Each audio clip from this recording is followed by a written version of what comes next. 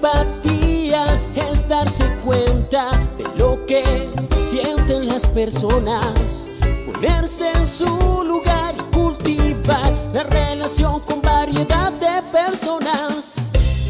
Motivación usando nuestras preferencias más profundas para encaminar nuestros objetivos, tomar iniciativas, ser eficaces y perseverar a pesar de contratiempos y frustraciones. Habilidades sociales, emociones con buenas relaciones, interactuar fluidamente con habilidad para persuadir, dirigir, negociar y resolver conflictos, cooperar, trabajo en equipo.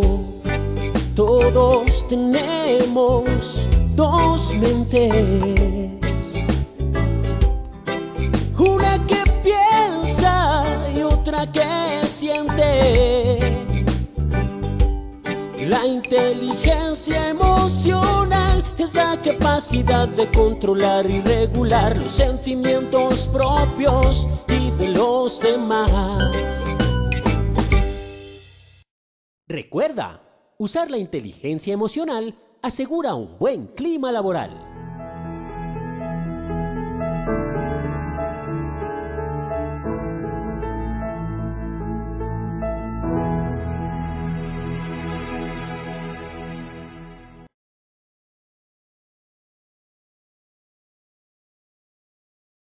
Muy buenos días para todos nuestros asistentes. Reciban un cordial saludo desde Positiva Compañía de Seguros S.A.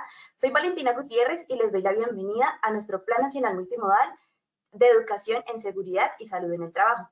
Enseñanza y aprendizaje influyente para el futuro de la prevención.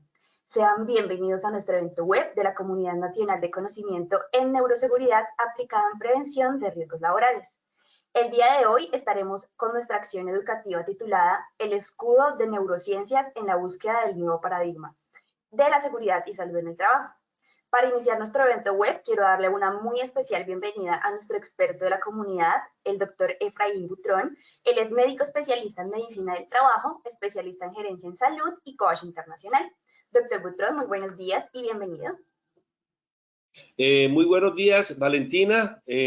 Saludo a la comunidad virtual que se encuentra presente y saludo al equipo de Positiva. Sí, mi nombre es Efraín Butrón Palacio, médico dedicado a la parte de las neurociencias y a nuestra comunidad de conocimiento de neuroseguridad, a la prevención, aplicada a la prevención de riesgos laborales. Listo, doctor, muchísimas gracias. Entonces vamos a iniciar con el sondeíto.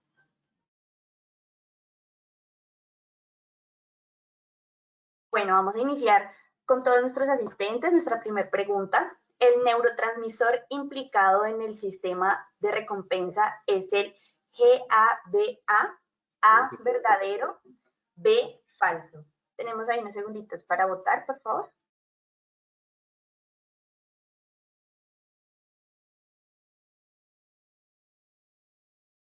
Listo, tenemos que el 93% de nuestros asistentes ha votado A, verdadero, y el 7% B, falso.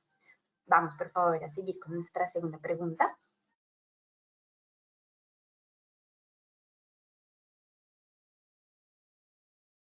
Bueno, segundo, el mapeo cerebral es una herramienta diagnóstica para conocer función cerebral.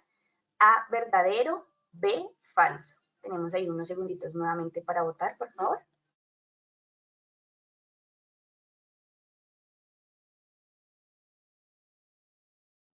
Entonces, el 89% de nuestros asistentes han votado A, verdadero, y el 11% ha votado B, falso. Sigamos con nuestra siguiente preguntita.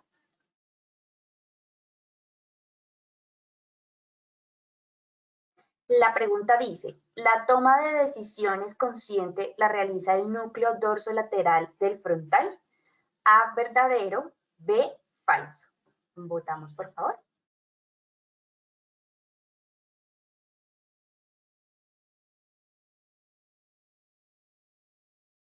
Bueno, el 66% de nuestros asistentes ha votado A, verdadero, y el 34% B, falso.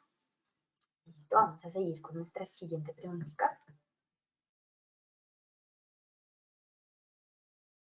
Bueno, doctor Butrón, no hay más preguntitas, entonces te doy la bienvenida y ya puedes iniciar con tu presentación. Ok. Bueno, ¿se ve la presentación?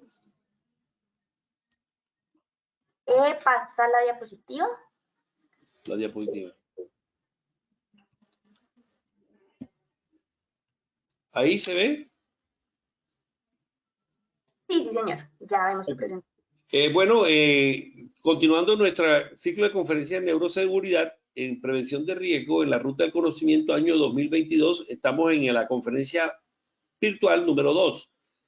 También tenemos unas conferencias presenciales. La semana pasada, antepasada, tuvimos en Riohacha en el congreso presencial también de Positiva. Y posteriormente nos veremos la número 3, creo que va a ser para agosto, sí, creo que es para agosto. Y lo esperaremos en agosto, aunque en julio vamos a estar presencialmente en otras ciudades. La tabla de contenido, momento 1, momento 2, momento 3, es primero, ¿qué nos dicen las estadísticas? Sí, porque nosotros vamos a hablar del escudo, ¿sí?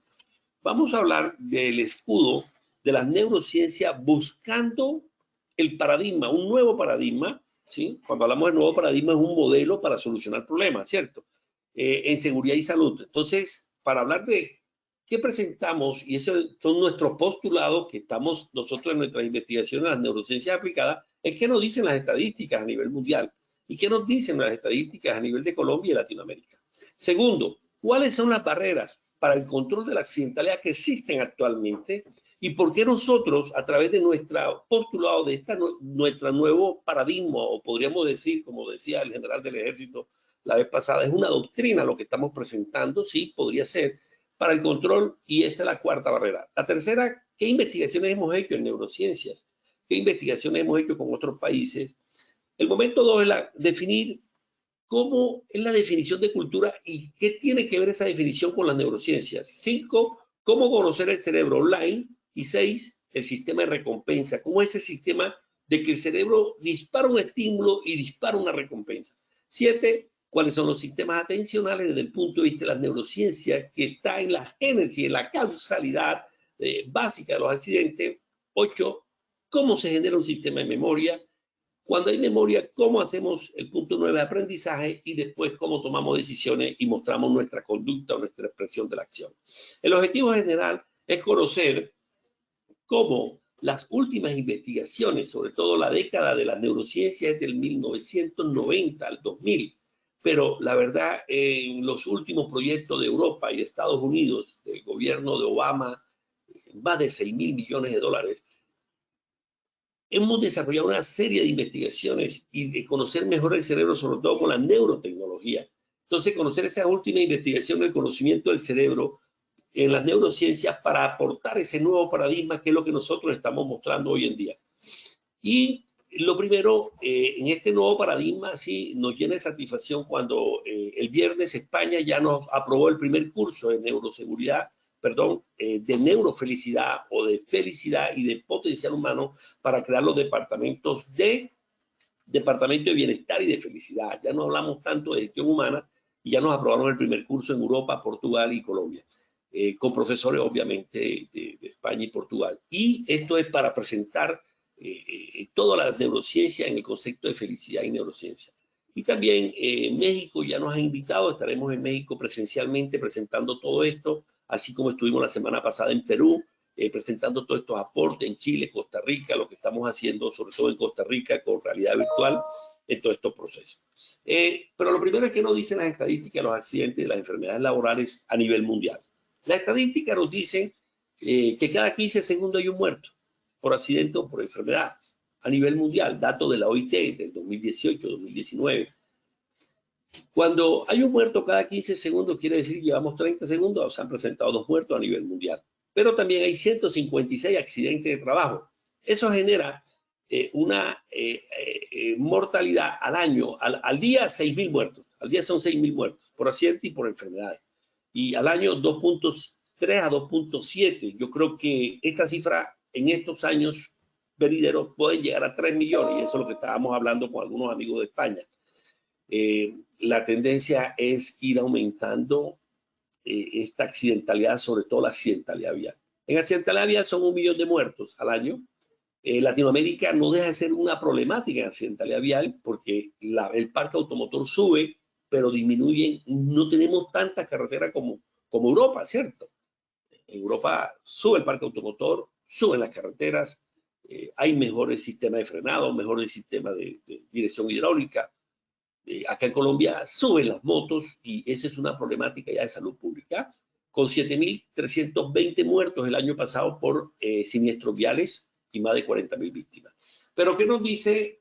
Bueno, eso es lo que estaba hablando en Colombia. Entonces, a nivel mundial es un problema que afecta el 4% del Producto Interno Bruto en países de Estados Unidos de América, pero estoy seguro que en América Latina no va a afectar. En Europa, Estados Unidos, el 4% del Producto Interno Bruto. Estamos hablando de Alemania, Italia, Francia, España y Estados Unidos, pero yo sé que en Latinoamérica nos afecta más del 4% del Producto Interno Bruto. Toda esta, la parte asistencial y la parte económica de pensiones, atención del trauma en las urgencias. En Colombia tenemos entre 500 a 700.000 accidentes al año, datos de la FASECOLDA, de la prevención de la Dirección de Riesgos Laborales, entre 500.000 a 700.000 accidentes al año. Eso es lo que tenemos.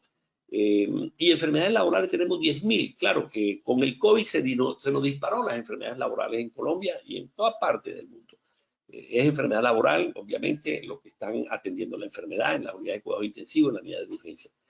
Pero, ¿cuántos muertos?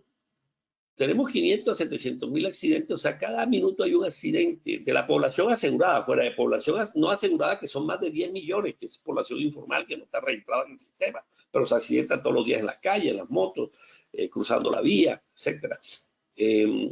Y tenemos 10.000 enfermedades laborales, como le dije, y muertos entre 550 a 600 muertos. Eso es lo que tenemos en datos. Pero, ¿qué es lo más importante?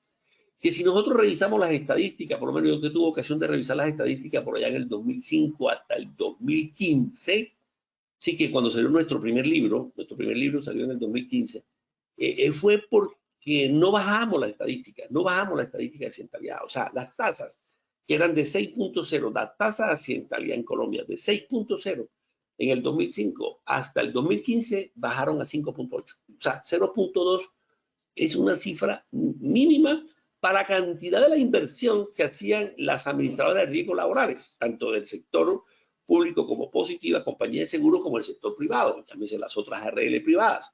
Entonces, la cantidad de inversión, por lo menos Positiva invierte en todo este proceso. Esto que está haciendo ahora es inversión. A nosotros nos pagan como expertos en esta comunidad de neuroseguridad y otra cantidad de expertos. Y todas las intervenciones que hacen las empresas es una cifra de presupuesto altísimo.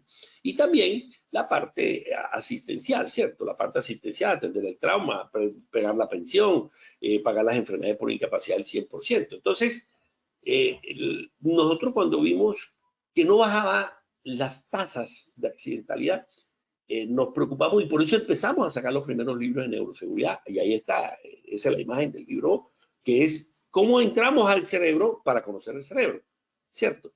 Porque el segundo punto, y estas fueron las investigaciones que nosotros hicimos, más de 1.500 investigaciones de accidentes mortales y graves. Cuando nosotros íbamos a la causa inmediata del acto de estándar, ahí estaba el Pareto. El Pareto estaba hasta el punto 7. Ahí estaba el 81% de las causas inmediatas. La primera, el 18-19% era falta de atención a las condiciones del piso. La gente se accidentaba porque no tenía atención, y la atención hace parte de las neurociencias, es un sistema de atención, o sea, y eso lo vamos a ver más adelante. No asegurar o advertir, o sea, ¿por qué no percibo el peligro? Es parte de las neurociencias. ¿Por qué yo limpio o hago una lubricación o ajusto una máquina estando el aparato en equipo móvil? ¿Por qué no la desconecto? Esa es una toma de decisión que hace la neurociencia. ¿Por qué yo tomo esa decisión? Si ya yo le he explicado y le he hecho entrenamiento, entonces en ese momento, ¿por qué toma decisión? Hace parte de la neurociencia. Entonces, como vemos el punto 1 y el punto 2, 19%, el punto 2, 17%, 14%, el punto 3, casi 12%, el punto 4, el 11%, que es uso inapropiado de las manos. O sea, las manos están en el sitio de la línea de juego, o el cuerpo está debajo de una torregrúa, o debajo de un portacontenedores en los terminales de Buenaventura o en los terminales de acá, o debajo de una grúa de pórtico. ¿Por qué estamos abajo de una grúa de pórtico en una empresa manufacturera? Entonces estamos colocando mal el cuerpo. ¿Será que tenemos mala propiocepción? O sea, es parte de las neurociencias, cómo nosotros debemos estar, nuestro cuerpo hace parte de la propiocepción de nuestros músculos, de nuestras articulaciones, cómo nos posicionamos.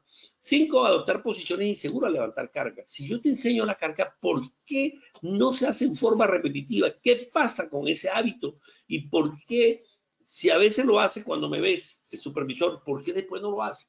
Hace parte de la toma de decisión y del hábito a través de unos ganglios basales que tenemos en ciertas zonas del cerebro para hacer repetitiva la conducta. Y 6, omitir el uso de equipo de protección personal. ¿Por qué no lo uso? Yo se lo doy, la empresa gasta aparte. Y 7, errores de conducción. Donde errores de conducción vemos, ya se lo dije en Colombia, 7.320 accidentes mortales el año pasado. Vimos ahora cómo en estos puentes se nos incrementa la accidentalidad por todo lo que estamos en periodo de vacaciones, ¿cierto? Entonces, desde el punto 1 al punto 7, ahí tenemos el 81% de las causas inmediatas. Y eso, ahí hay una causa que, y si bien es inmediata, es el acto inseguro, el error, ¿sí? Se desvía de ese estándar. Nosotros tenemos que ir a la causa básica. Cuando vamos a la causa básica, encontramos esto, ¿cierto? Entonces, en nuestra investigación que hicimos, fuimos a la causa básica y nos dimos cuenta que por qué las personas cometen esos actos o prácticas inseguras. ¿Por qué se sale del estándar? El 60% es un problema de cerebro-mente. Pero ¿cuál es el problema del cerebro-mente? Y ese es nuestro postulado de nuestro nuevo paradigma. El 60% es un problema de distracción, es un problema de sistema de atención.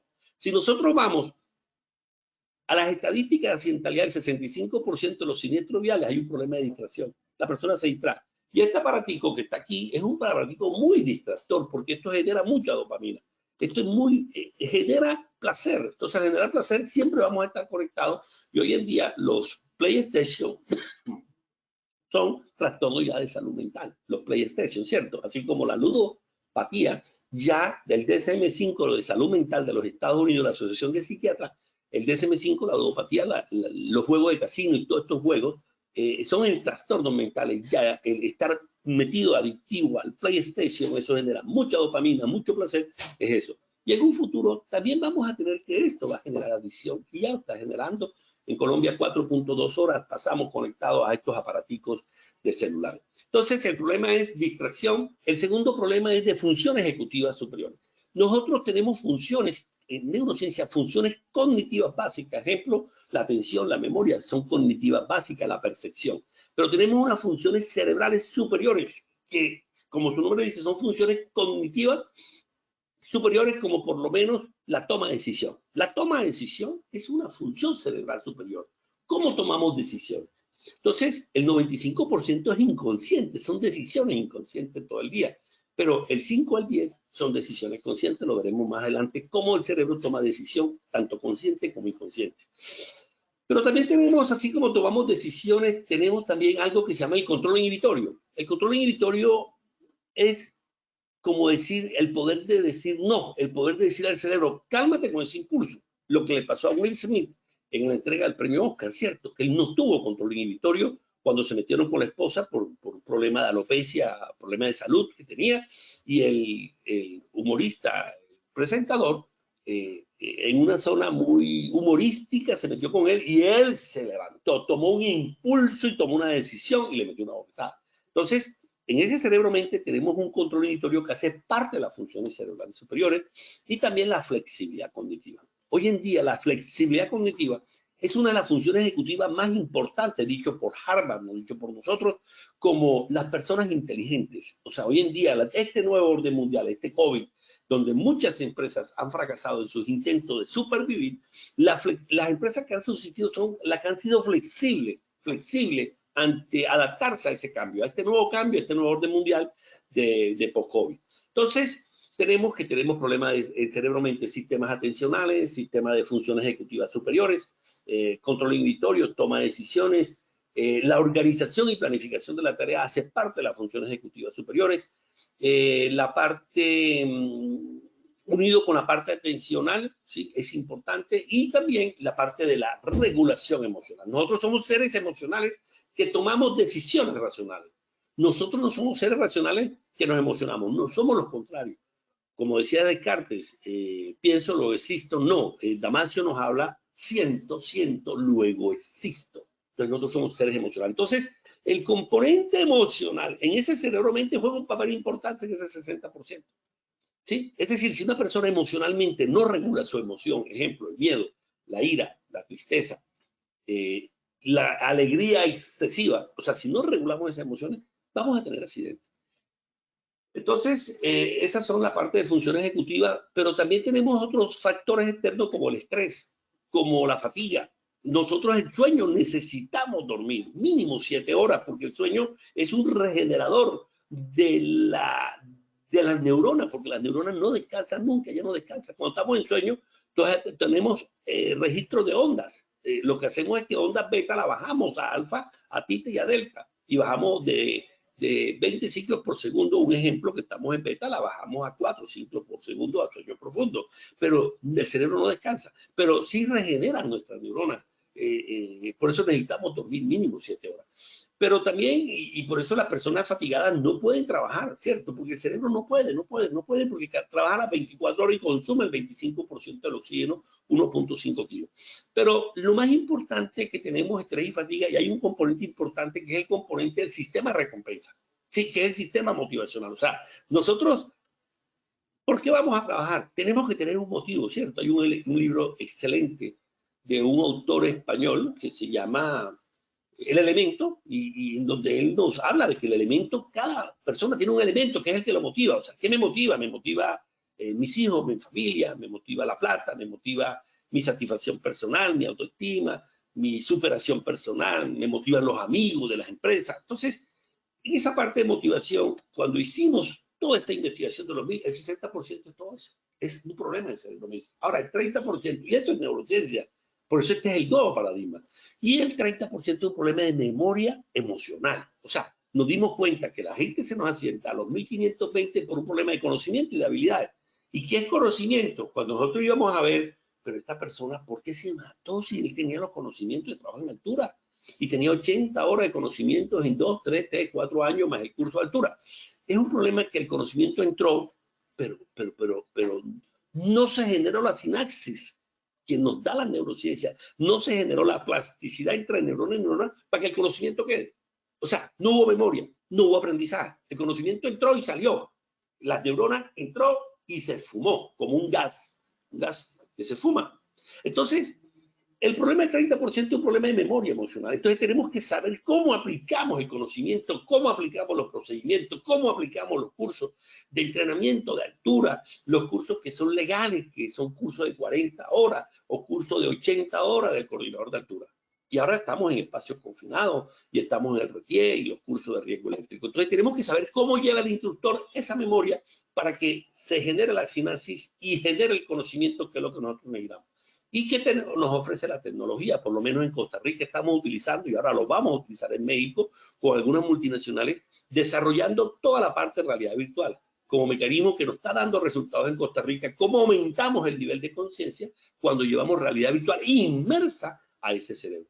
Y el 5% es un problema somático, sí, es un problema auditivo, es un problema de percepción visual, porque no estoy viendo bien los colores, tengo un problema de discromatopsia, o tengo un problema respiratorio, un problema cardíaco, o un problema de hernia discal. Acá nosotros yo estoy hablando directamente acá de una IPS, que es 5 consultores en salud ocupacional, y desde esta mañana, a las 6 de la mañana, estamos haciendo evaluaciones médicas. Hay 2 médicos, hay fonoaudiólogas, hay terapista respiratoria, hay optómetras haciendo evaluaciones, hay bacteriólogos haciendo toxicología, pruebas de drogas, cocaína, marihuana, otras pruebas metabólicas como azúcar, colesterol, etcétera.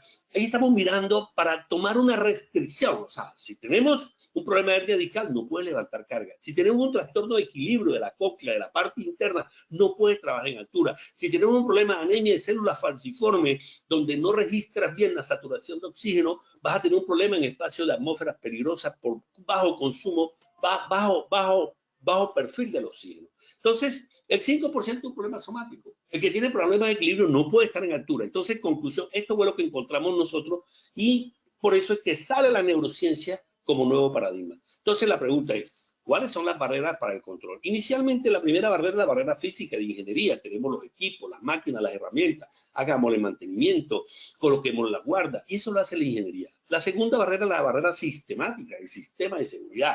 Después que yo controlo el equipo, paso a la segunda barrera, que son las prácticas. Enseñar cuáles son las buenas prácticas para manejar energía peligrosa, por lo menos enseñar las 5 reglas de oro.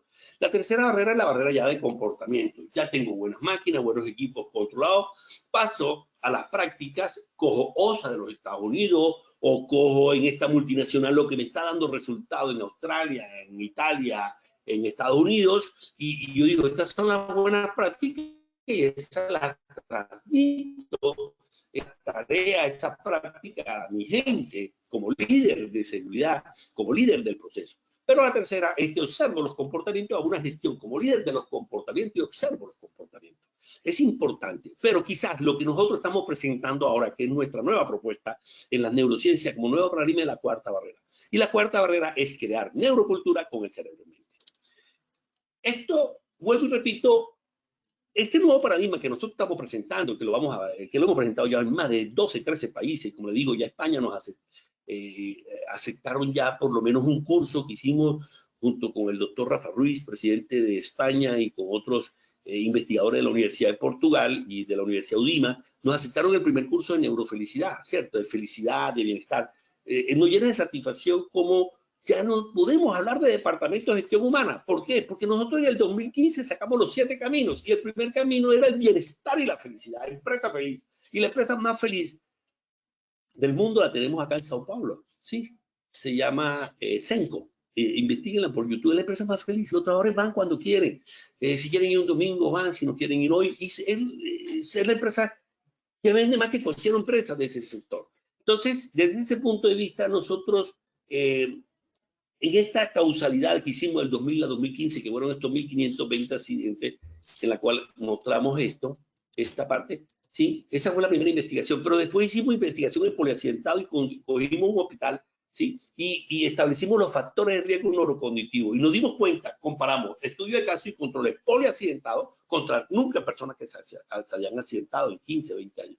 Y en 10 años, 15, cogimos todos los poliaccidentados y sacamos 18. ¿Y qué tenían? Un factor de riesgo neurocognitivo. ¿Qué tenían? Problemas de sistema de atención. ¿Qué tenían? Problemas de sistema de memoria. ¿Qué tenían? Problemas de funciones ejecutivas superiores. ¿Cierto? Y vimos también factores de personalidad. Pero después fuimos aumentando, y ya en el 2013 tuvimos ocasión de asesorar una gran empresa del sector estatal. Hicimos más de 2.000 baterías con nuestra psicóloga y nuestra neuropsicóloga y establecimos el factor de riesgo psicolaboral, que es la batería de estudio de riesgo psicolaboral aprobada por el Ministerio de Salud nuestro, ¿cierto? Encontramos situaciones impresionantemente importantes que son factores de riesgo psicolaboral que nos pueden llevar a la accidentalidad. Y por eso hoy en día tenemos que controlar esos factores de riesgo laboral desde el punto de vista cómo es el estilo de liderazgo, cómo es el rol de funciones, cómo son las compensaciones, cómo son las contrataciones, la selección, el plan de descarrera, el desarrollo, el potencial humano, cómo tenemos el propósito de esa persona orientada al propósito de la organización, cómo es el desarrollo de esa empresa. Entonces, ese fue el estudio que quizás nos mostró, y por eso nuestros 7 caminos en el 2015, que lo presentamos en un congreso latinoamericano de medicina del trabajo, presentamos que el primer camino es establecer una empresa feliz. Y yo establezco una empresa feliz haciendo un diagnóstico de riesgo psicolaboral.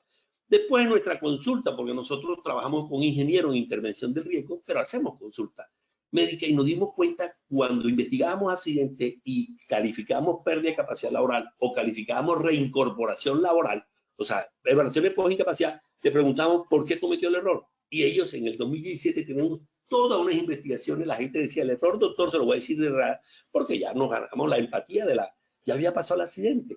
Entonces ya sí nos decían la verdad, porque muchas veces, muchos de los accidentes, más del 20% de los accidentes de lo que reportan, son reportes o que no existe la información o la información está secada. Listo.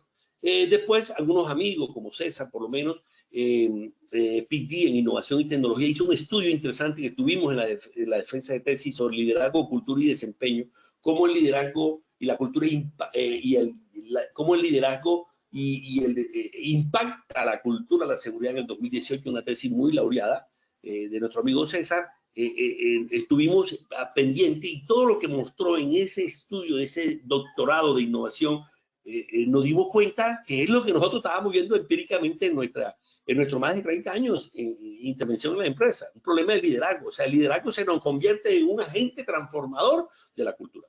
Y después con otros amigos PD de Chile y de Argentina, hicieron una tesis doctoral, esa está terminándose, sobre liderazgo y condición social. Entonces, la pregunta es, ¿los líderes tienen que ser empáticos? Y para mí, siempre he dicho que sí. Es más, la consulta médica tiene que ser empática. La consulta psicoterapéutica, las terapias entre el psicólogo y el paciente con trastorno de salud mental de tercera generación, más que todo, la tercera generación, que son las de última generación, empieza con una buena empatía. Si hay una buena empatía, el paciente tiene el 80% de la solución del paciente. Entonces, y eso hace parte de la condición social. Y la condición social, la teoría de la mente, las neuronas de espejo y la empatía. Entonces, hay ese estudio donde aplicamos toda esta parte de condición social. Y quizás el estudio más importante que nos ha dado son las condiciones de trabajo riesgo que hicimos con los conductores de España y Colombia, que fue el estudio que nos marcó, porque eso lo hicimos en el 2020, más de 1000 conductores en España, porque ya se disparó la accidentalidad. Nosotros estuvimos en España en marzo del 2020 y vinimos el 6-7 de marzo y se disparó en abril y mayo. Hicimos 1000 encuestas junto con la Universidad de Valencia y la Fundación FEDVIAL de España y con el doctor Calatrava del Instituto de la Universidad de Córdoba, del Instituto de Salud Pública de la Universidad de Córdoba en Andalucía y la Universidad de Valencia, el doctor Montoro. Hicimos ese estudio y acá hicimos 1000 encuestas. Y encontramos un estudio muy importante desde el punto de vista del componente emocional. ¿Qué encontramos? El 80% de los conductores de España estaban manejando con miedo. Claro, por eso se disparó de 100 muertos que tenían, ellos pasaron a 1.8, o sea, 280 muertos, porque estaban manejando con miedo. El 60% tenía problemas de distracción, el 52% tenía un problema de fatiga. Perdón, tenía problemas de distracción, el 52% tenía un problema de errores. Ellos decían que habían cometido errores, pero no le pasaba nada. Eran incidentes. Y un 40 y pico un problema de fatiga, porque no dormían. Recuerden que ellos eran los que transportaban los alimentos, la droga por las carreteras de España, que son excelentes carreteras. No había donde parar, no había restaurantes, todo estaba cerrado. Entonces, ese estudio marcó un derrotero. Entonces, todas estas investigaciones, todos estos 7 estudios que son básicos nosotros, que venimos desde el año 2000, llevamos 22 años investigando y todos los días investigamos. Por lo menos hoy, yo alcanzo a hacer 5 o 7 consultas de pacientes de evaluación de incapacidad o de pérdida de capacidad laboral y ahí aprendemos mucho, porque nosotros tenemos la fortuna de estar con los ingenieros en campo y estar acá observando al paciente y hablando y esa empatía, ellos nos dicen la verdad. ¿Por qué se accidentan? ¿Por qué perdieron una falange? ¿Por qué perdieron un ojo? ¿Por qué la guadaña se disparó y por qué no le puso la guarda a la guadaña o a la motosierra o a la máquina, a la herramienta? Entonces, eso es importante desde el punto de vista. Entonces, para hablar de paradigma, no paradigma, tengo que definir qué es cultura de seguridad. Porque cuando nosotros observamos esa cultura, que esa definición fue en el 1993 por el Comité de Seguridad Nuclear, después que hubo Chernobyl, a propósito, Chernobyl está en Ucrania, ¿cierto? Y esa planta la estaban bombardeando, ¿cierto? Hasta que aguantaron, porque donde lleguen a bombardear los rusos esa planta, se sale todo. Ese desastre que hubo hace tiempo donde se nos fueron y se murieron más de 30 personas. Entonces, esa planta que está en Ucrania, cuando hubo el escape y hubo esos 30 muertos, y epidemiológicamente estamos estudiando todavía las alteraciones que tiene a la redonda epidemiológicamente, estudios prospectivos o prospectivos del impacto de ese gas de radiaciones nucleares. Entonces, ahí la definición, y después el desastre de Colombia, recuerdan los 8 astronautas que se explota el Columbia en el espacio, mueren, sale la definición del Comité de Asuntos Nucleares y dice, ¿qué es cultura? Resultado de valores, actitudes, competencias, percepciones y comportamiento de personas o grupos de personas y que determinan el compromiso hacia el sistema de seguridad y salud. Entonces, cuando el Comité de Asuntos Nucleares nos presenta eso, ¿eso qué es? Eso es neurociencia. ¿Qué son actitudes? Son emociones. Actitud positiva es una emoción positiva, actitud negativa es una emoción negativa. Entonces, un trabajador que tiene que tener para que no se accidente, facilito. La fórmula matemática que yo presento es una actitud positiva, una emoción positiva. Si tiene una emoción negativa de miedo, como pasó con los 1000 conductores, el 80% tenía miedo, se nos accidentó. Y de 100 accidentes mortales pasamos a 180. ¿Sí? O sea, se nos incrementó a 2.8. O sea, se nos incrementó 180 muertos, o sea, pasamos a 280 muertos. Entonces, ¿por qué? Porque estaba manejando con miedo. ¿Y qué es el miedo? Una emoción que se dispara la amígdala y obviamente no nos deja pensar. Cognitivamente no nos deja conducir y tenemos errores de conducción. Y nos distrae, el miedo nos distrae, ¿cierto? Entonces, la actitud es una emoción. Ahora, ¿qué es la percepción? ¿Cómo percibimos? ¿Y cómo percibimos? Yo percibo la realidad y ahorita lo vamos a ver dónde está la percepción. Pero también son valores. ¿Pero qué valores? O sea, nosotros tenemos creencias en nuestra labor interna de que estamos nosotros en el apego con nuestro papá, nuestra mamá, después nuestra familia, después vamos al colegio, ahí vamos, nos van metiendo creencias en ese no consciente, ahí vamos teniendo creencias. Ahora, las creencias, ejemplo, la Virgen del Carmen me protege, es una creencia de que yo no uso casco porque la Virgen del Carmen me protege, es una creencia que tú estás en el campo y te protege en el cultivo de banano porque te protege que nunca te vas a caer y no usas, sino usas la alpargata, las chanclas, y no usas calzado de seguridad en los cultivos de banano que tenemos acá en Urabá. Yo estoy por los lados de Medellín. Entonces, en este orden de ideas son creencias. Entonces, las creencias son o te limitan o te potencian. Entonces, necesitamos creencias. Ahora, esas creencias que son pensamientos que tú tienes en esa grabadora interna, en ese no consciente, le das un valor matemático, y ese valor te guía tu comportamiento. Entonces, eso es lo que es cultura: creencias, valores, actitudes, emociones, competencias, percepciones, y después que tú te emocionas, que tienes esa emoción, de acuerdo a cómo no, de acuerdo, o sea, nosotros nos comportamos de acuerdo a cómo nos sentimos. Esa es nuestra forma de comportamiento, es nuestra expresión, es nuestro accionar de cuerpo, y esa es la definición. Entonces, fíjense ustedes que es cultura, es neurociencia. ¿Por qué? Porque yo tengo lo que yo veo, el comportamiento de lo que está fuera del iceberg, y lo que está debajo del comportamiento es lo que es la neurociencia cognitiva. Entonces, ¿qué es la neurociencia cognitiva? Es el traslado, es la transición que hace la psicología del comportamiento entre los procesos cognitivos. Los procesos cognitivos es el pensar, el emocional. Entonces, fíjense que tenemos una percepción de una realidad, nosotros percibimos visual, auditiva, con el tacto. Ustedes están percibiendo ahora mi parte, me están viendo cómo hago los gestos, la dicción, la parte del lenguaje, la parte auditiva, están tomando un café, están tomando un té, etcétera. Están viendo la realidad, están percibiendo. Y esa percepción generan pensamientos, valores, creencias que tienen ustedes, ¿sí? Y generan emociones, y esas emociones generan el comportamiento. Entonces, el comportamiento es lo que hacemos de acuerdo a lo que se dice, a lo que se expresa. Entonces, conclusión, sí, esto es lo que es cultura. Entonces, ¿cómo conocemos el cerebro? Entonces, el punto 5 es cómo conocemos el cerebro para hablar de este nuevo paradigma. Ya los últimos 10 años, del 2010 al 2022, tenemos por lo menos imágenes de resonancia magnética. Entonces, nosotros colocamos en sangre un metabolito y podemos ver ese metabolito, cómo se lleva en ese cerebro en línea. O sea, escaneamos el cerebro y ese metabolito, ejemplo, que yo quiero saber esa persona que está pensando.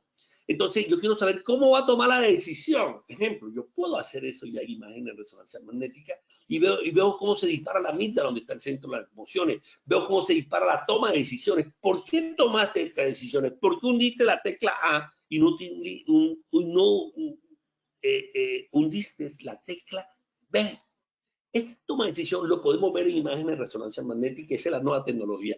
Pero quizás lo que más resultado nos está dando, que lo estamos haciendo ya en Chile, y ya lo vamos a empezar a hacer en algunos otros países, es el registro eléctrico, el mapeo. Nosotros ahora mismo les podemos mapear, bueno, yo se lo he presentado en las anteriores del año pasado en la comunidad de neuroseguridad, el mapeo que estamos haciendo en Chile, y es como le ponemos a los líderes del mapeo, le ponemos un roleplay, un ejercicio de solución de problemas, para que él vea cómo presta atención a lo que yo le estoy diciendo. Y en otro salón que está con el mapeo, está viendo el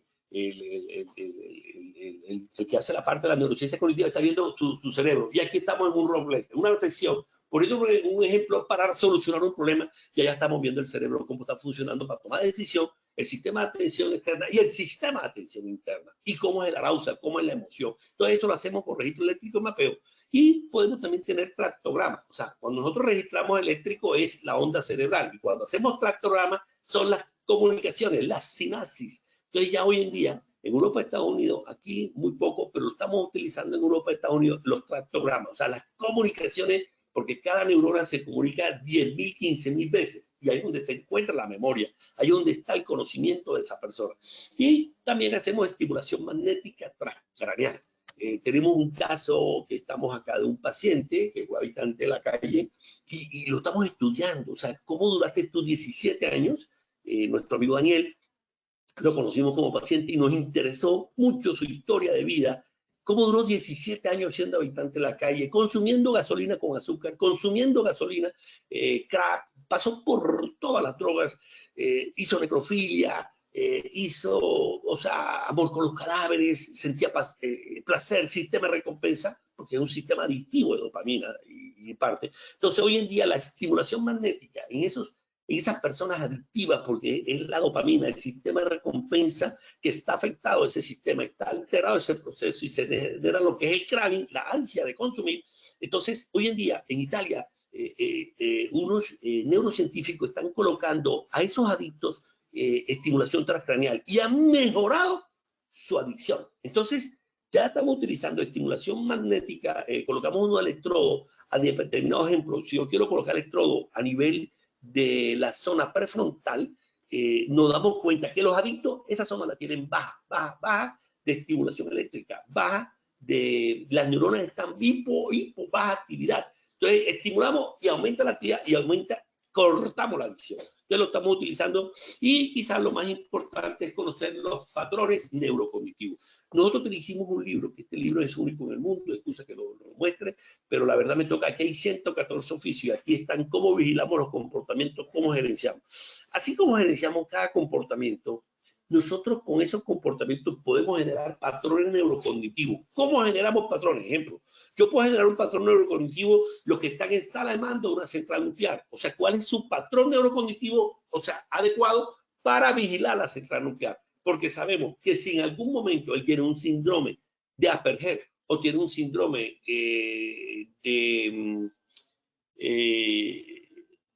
un TDAH, un síndrome leve de TDAH, de trastorno de déficit de atención o de hiperactividad, la central está en peligro porque no tiene el patrón neurocognitivo que necesitamos para operar. Entonces, en conclusión, eso lo podemos hacer con mapeo a través de ciertas variables de cargas cognitivas y ya lo estamos haciendo hoy en día. ¿Ok? Y aquí en este libro presentamos estos 114 oficios donde cómo vigilamos esos comportamientos de acuerdo al oficio. Bueno, entonces esto es lo que le estaba diciendo abajo, que cultura es percepción, pensamientos, emociones. Los pensamientos son creencias, esa creencia le damos un valor, ¿sí? Y esos pensamientos o son conscientes o son inconscientes.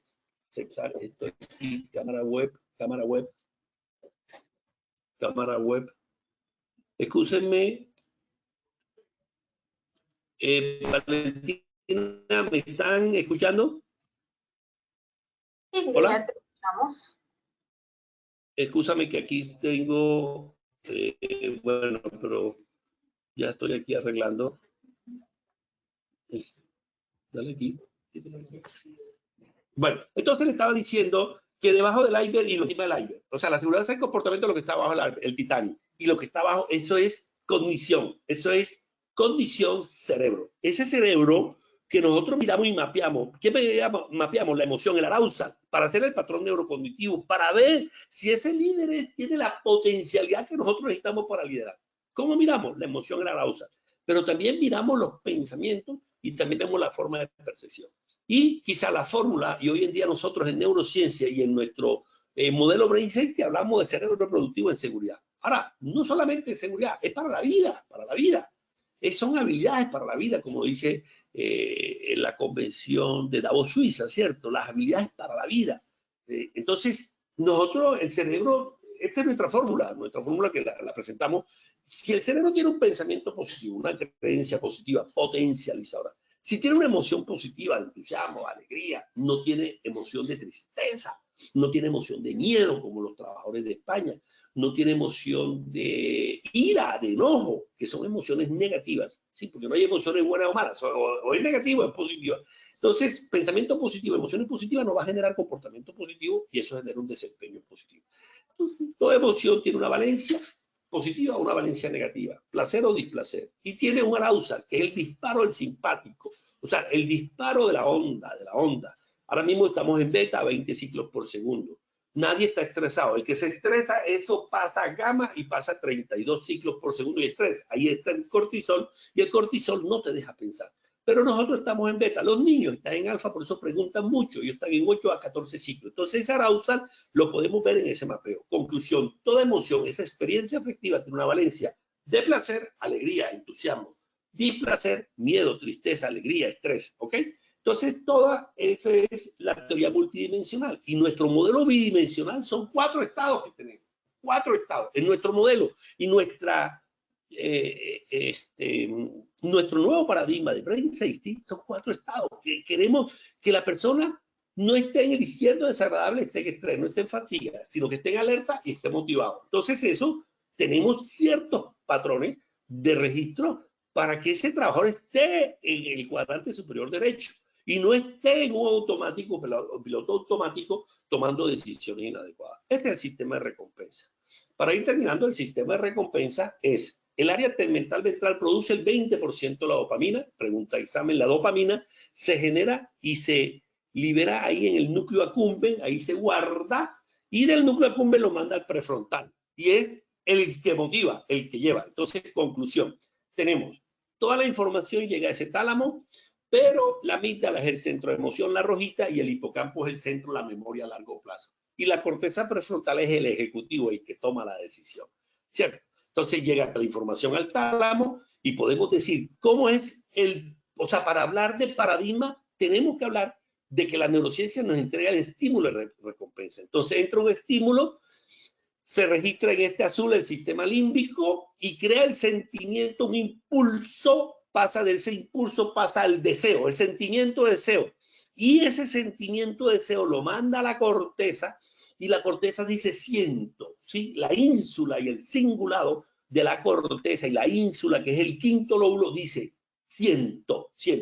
Ya siente, es consciente, y eso genera, al punto 4, genera una acción del cuerpo a través de una noradrenalina, de un neurotransmisor, y genera la acción del cuerpo. Ejemplo, si tengo deseo de comida porque tengo el azúcar bajo o me gusta ese postre de 3 leches, en esa repostería genero la acción de ir a comer, o porque externamente o porque internamente estoy mal, manda el mensaje al límbico y generamos, cuando como ese postre, genera una recompensa, y esa recompensa es sensación de satisfacción y de placer.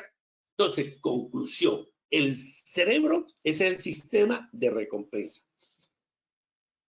La dopamina es el neurotransmisor del placer, pregunta de examen. Verdadero, ¿cierto? No es el GABA, no, porque el GABA inhibe, la dopamina activa. La seguridad, esto es una autoría nuestra. O sea, ¿cómo concibimos en el nuevo paradigma de la neurociencia la seguridad? No es la ausencia de accidente de trabajo, sino la capacidad de funciones cerebrales superiores. ¿Cuáles? Toma de decisiones. ¿Cuáles? Control inhibitorio. ¿Cuáles?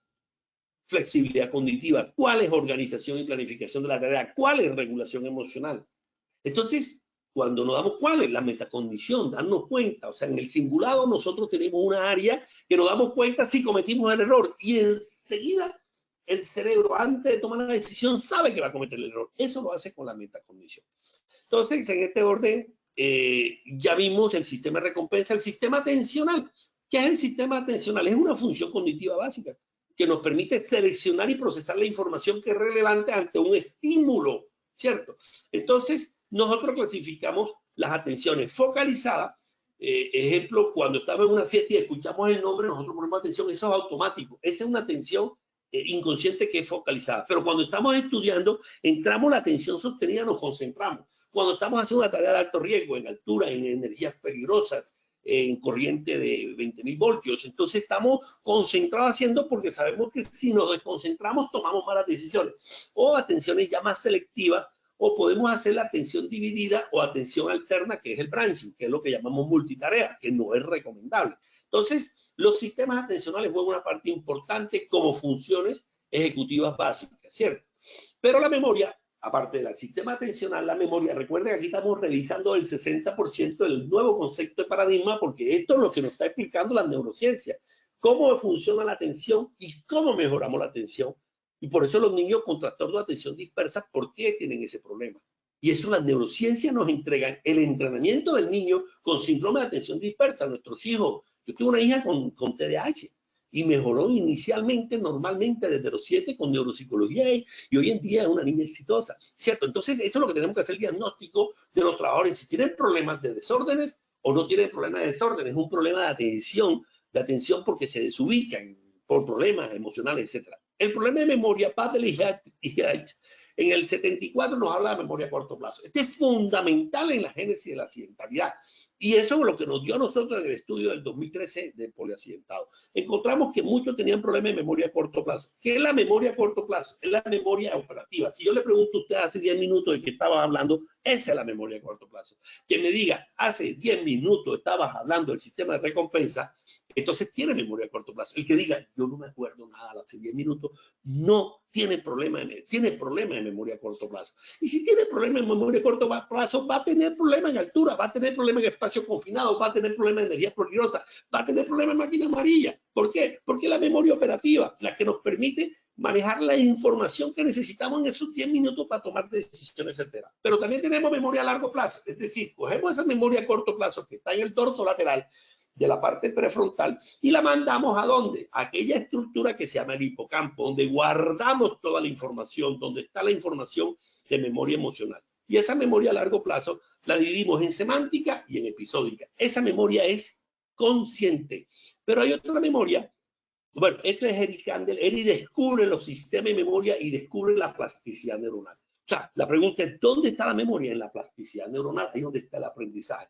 ¿Qué es la plasticidad? La comunicación entre las dendritas de una neurona con otra, y cada neurona se comunican 10.000 veces, ahí está guardada la memoria. Y eso es lo que lo descubrió Eric Kandel en el año 2000 y gana el premio Nobel de Medicina por descubrir molecularmente qué pasa en la dendrita, qué pasa en la sinapsis, qué pasa en la hendidura sináptica y cómo se genera la dopamina y cómo se generan las nuevas proteínas. Conclusión, eso es base del aprendizaje y la memoria, y aquí es donde tenemos ya todo el sistema de memoria, que es el 30% de la accidentalidad, y por eso generamos este nuevo paradigma. Entonces la memoria, hay una memoria sensorial, visual y auditiva, pero genera la memoria de trabajo. Pero esa memoria de trabajo pasa a la memoria de largo plazo, y la memoria de largo plazo se divide en declarativa, explícita, consciente, y se divide en semántica y episódica.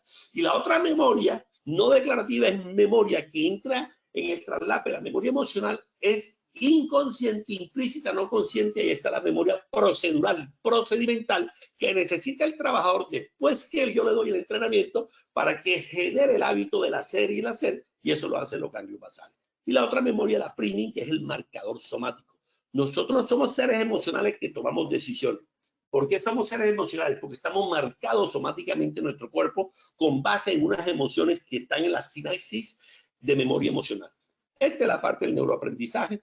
Y la parte del neuroaprendizaje, para terminar, son 5 etapas, ¿cierto? La primera etapa es inconsciente, incompetente, estamos ciegos. La segunda etapa, ya soy consciente, entro con el dorsal. La otra, estoy en el sistema límbico y en el sistema reptiliano. Y la tercera etapa, ya soy consciente, capacitado, entra al frontal, pero ya tengo memoria, tengo sinapsis, tengo plasticidad neuronal. Y la cuarta, paso a la inteligencia práctica, los cambios basales empiezan a repetir, y es lo que llamamos el concepto nuevo de inteligencia, la inteligencia práctica. Aplicamos el entrenamiento con nuestro modelo Brain Safety y estamos utilizando mucho la parte del metaverso y estamos utilizando mucho la realidad virtual, y los niveles de conciencia se nos dispararon en Costa Rica cuando aplicamos toda esta parte de realidad virtual inmersa, de niveles de conciencia de 10 en 5 meses a niveles de conciencia del 90% en la región prefrontal. Y la última etapa es el inconsciente, que es el automático, el nuevo hábito, que es la nueva competencia.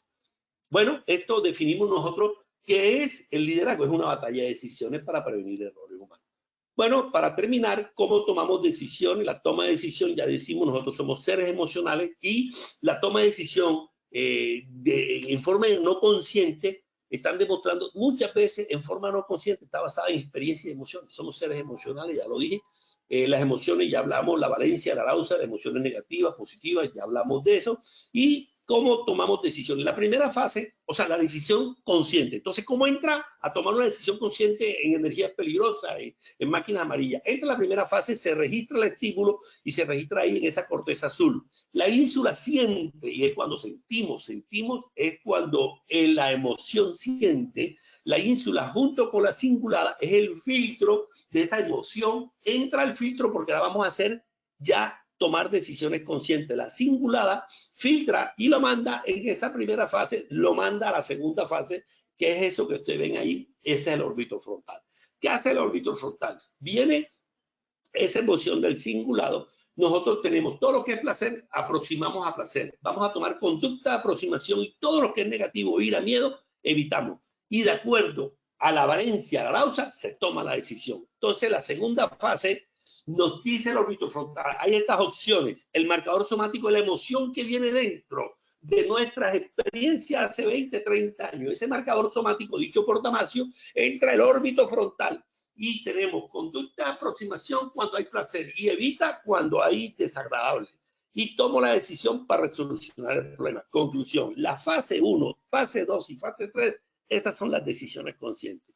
¿Qué hace la fase 1? Te doy 3 opciones para que tú tomes la decisión consciente y eso lo hace el órbito frontal, que es un núcleo. ¿Quién toma la decisión? Pregunta de examen, es el dorso lateral, ahí está. Dorso lateral, dorsal y lateral, ¿ok? O sea, la parte lateral. El órbito frontal encima de la órbita y en la frente, te da las 3 opciones y el dorso lateral toma la decisión consciente. Y la fase 3, el ventromedial, que es esta parte interna, esta parte es el que procesa el resultado y el que dice me equivoqué o no me equivoqué, ahí donde está la metacognición.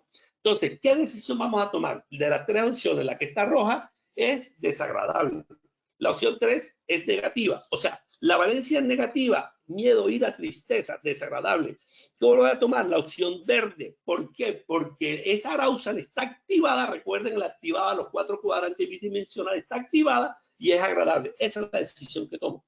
Conclusión para terminar, para el cambio tenemos un pasado más un futuro multiplicado por la atención y con el control inhibitorio, que es la función de la más importante para decir no al automático. Atención, foco atencional, tener la meta y el pasado son todas tus experiencias afectivas, tus conocimientos, tus habilidades y el futuro es la expectativa que viene, qué es lo que quieres hacer en tu vida y qué es lo que quieres hacer en seguridad. Bueno, para terminar, el mejor consejo es el de Napoleón Hill. No esperes el momento ideal, jamás llegará. Empecemos con lo que tenemos.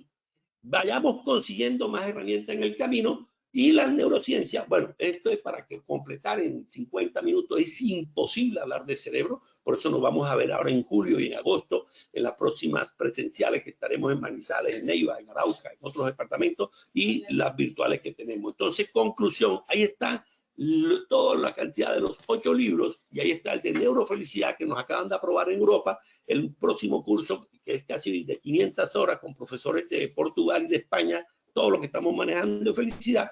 Y pasamos a la evaluación. Valentina, por favor, las preguntas. Claro que sí, doctor. Entonces vamos a dar espacio a nuestro sondeo.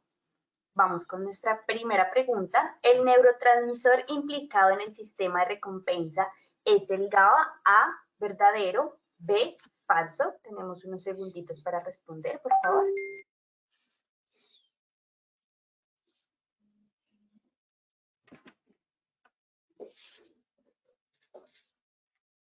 Listo, doctor. Tenemos entonces que el 88% de nuestros asistentes votó A, verdadero, y el 12% B, falso. ¿Cómo nos fue con esta pregunta?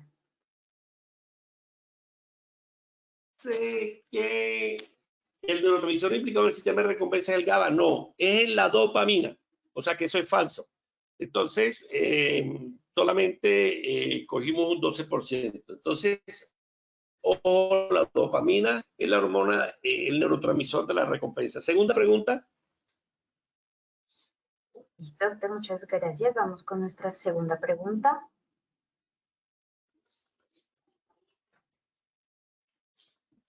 ¿El mapeo cerebral es una herramienta diagnóstica para conocer función cerebral? A, verdadero, o B, falso. Votamos, por favor.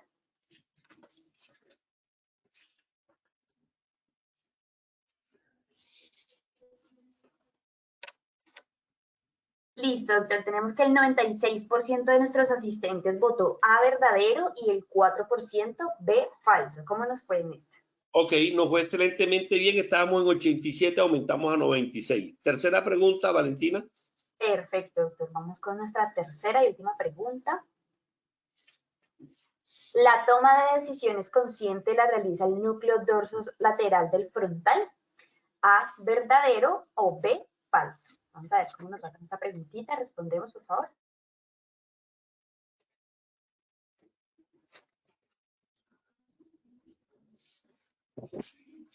Listo, doctor. Entonces tenemos que el 79% de nuestros asistentes votó A verdadero y el 21% votó B falso. ¿Cómo nos fue con esta? Excelente, Valentina. Significa que su cerebro cambió. El 79, de 66 pasamos al 79, aumentamos 13%. Definitivamente se la mostré las 3 fases de toma de decisiones conscientes y la decisión está en el dorso lateral, la parte dorsolateral del prefrontal, que es el ejecutivo, el que toma eso. Bueno, muchas gracias. La verdad, perdón acá para mostrarle. Terminar. Bueno, esto es la parte, sí. Si queremos, nosotros tenemos un canal de YouTube que es Efraín Butrón Palacio. Entren, suscríbanse, ahí hay 48 videos. Acabamos de montar 5 videos excelentes de 2 minutos. Nada más le quito 2 minutos y ahí complementan. Más estos libros que están en nuestra página en 5. Consulten estos libros porque la verdad que yo quiero compartir estos conocimientos, este nuevo paradigma que estamos presentando, ya lo hemos presentado en más de 10 países, para conocer el cerebro. Ya lo podemos conocer, lo podemos mapear, podemos tomar la imagen del cerebro. La verdad que yo cambié cuando conocí mi cerebro y quiero que su cerebro, que hoy en día en 50 minutos cambió porque se volvió, tiene más neuroplasticidad, tiene más conocimiento. ¿Para qué? Para que ustedes conozcan su cerebro, tomen acciones diarias y esas acciones diarias ustedes puedan crear su presente y su futuro y tener personas más felices, más contentos y sobre todo para salvar vidas. Que tengan un feliz día y que sean felices, Efraín les dice. Gracias. Listo, doctor. Muchísimas gracias por esta intervención tan valiosa y por compartir con nosotros este espacio académico. Nos veremos en una próxima oportunidad.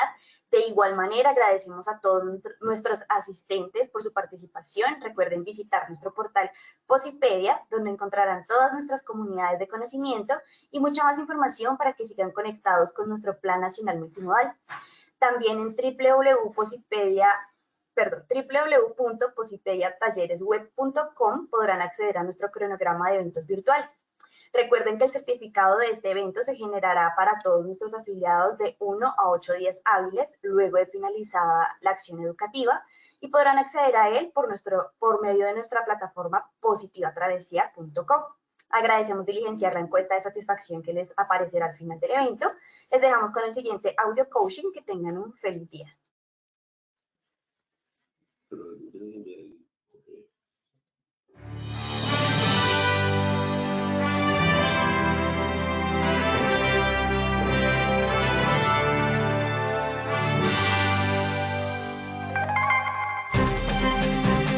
Bienvenidos. A partir de ahora dispongan cada uno de sus sentidos para vivir y disfrutar las experiencias sonoras de Positiva Educa.